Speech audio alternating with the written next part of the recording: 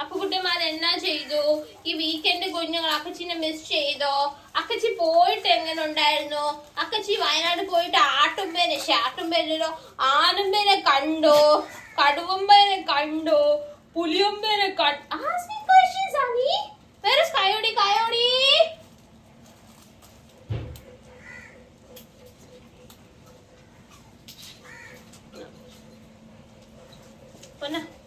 ഉറുമ്പടാ.